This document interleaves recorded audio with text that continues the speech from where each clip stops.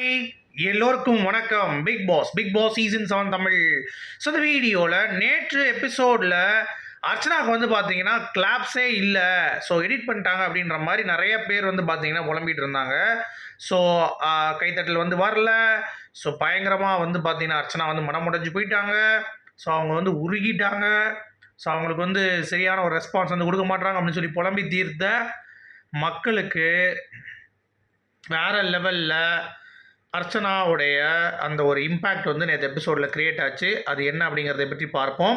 அது மட்டும் இல்லாமல் மாயா அண்ட் விசித்ரா இவங்க 2 பேரும் அர்ச்சனாவை பற்றி பிரேக்கிங்கான ஒரு விஷயம் வந்து சொல்லியிருக்காங்க. ஸோ அதை பற்றியும் பார்க்க போயிடும். ஸோ இந்தமேல் இந்த கேம் வந்து மாயா, விசித்ரா, அப்புறம் தினேஷ் மற்றும் அர்ச்சனா இந்த 4 பேரை சுற்றி தான் வந்து போகுது அப்படிங்கிறதை நம்ம வந்து பார்க்க போயிடும். ஸோ வீடியோக்குள்ளே போகிறதுக்கு முன்னாடி நம்ம சேனலுக்கு புதுசாக கண்டிப்பாக சப்ஸ்கிரைப் பண்ணிக்கோங்க, வீடியோ மறக்காமல் லைக் பண்ணிக்கோங்க. இப்போ நம்ம வீடியோக்குள்ளே போகலாம். ஸோ ஃபஸ்ட்டு டாப்பிக்கே வந்து பார்த்திங்கன்னா அர்ச்சனா அவர்கள் சொன்ன ஒரு வார்த்தை ஒட்டுமொத்த அரங்கத்தையே வந்து பார்த்தீங்க அப்படின்னா அதிர வச்சிச்சு அப்படிங்கிறதுல எந்த ஒரு மாற்று கருத்தும் இல்லை.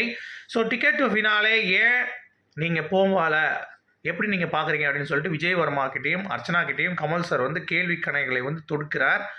உடனே அர்ச்சனா வந்து பார்த்தீங்கன்னா ரொம்ப போல்டாக ஹானஸ்ட்டாக மனசில் பட்டதை வந்து பேசுகிறாங்க. அதாவது எனக்கு அந்த டைட்டில் முக்கியம் சார், பட் அது கிடைக்கல. எங்கள் அப்பா அடிக்கடி சொல்லுவார், ஷார்ட்கட்லாம் எதுவும் யூஸ் பண்ண வேண்டாம், ஒரு விஷயம் கிடைக்கணும் அப்படின்னா ஸ்ட்ரைட்டாக நீ போய் அப்டேட் பண்ணு, போராடி தான் போய் அப்டேட் பண்ணணும் அப்படின்ற மாதிரி. அதுக்கேற்ற மாதிரி எனக்கு இப்போ நிலைமை புரியுது சார் என்ன அப்படின்னு சொல்லிட்டு எனக்கு நான் போராடி போய் அந்த இடத்த போய் நான் அடைஞ்சிக்கிறேன் அப்படின்னு சொன்ன உடனே சுற்றி எல்லாரும் வந்து பார்த்தீங்கன்னா வேற லெவல் கிளாப்ஸு.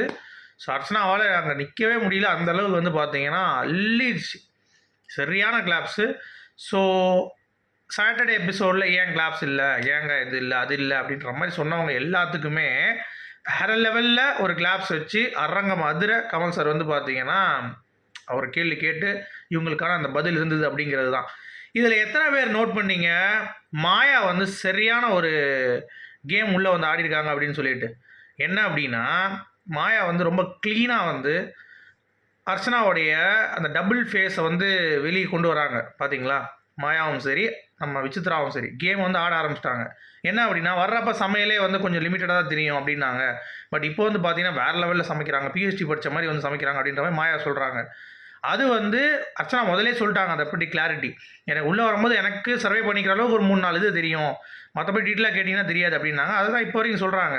பட் பிஹெச்டி வாங்கின மாதிரி எல்லாத்தையும் செய்கிறாங்க அப்படிங்கிறப்ப அது கொஞ்சம் டவுட்டாக தான் இருக்குது. கரெக்டாக அந்த டவுட்டை வந்து அவங்க கேட்டாங்க.